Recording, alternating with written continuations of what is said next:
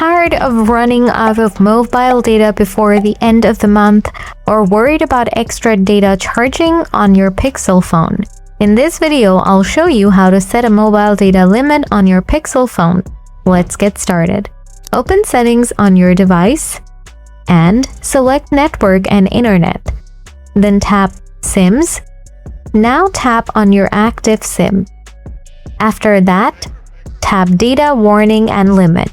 Then toggle on the Set Data Limit option. Tap OK to confirm it. Now tap Data Limit. Set your monthly data limit, for example, 5 GB, 10 GB, etc.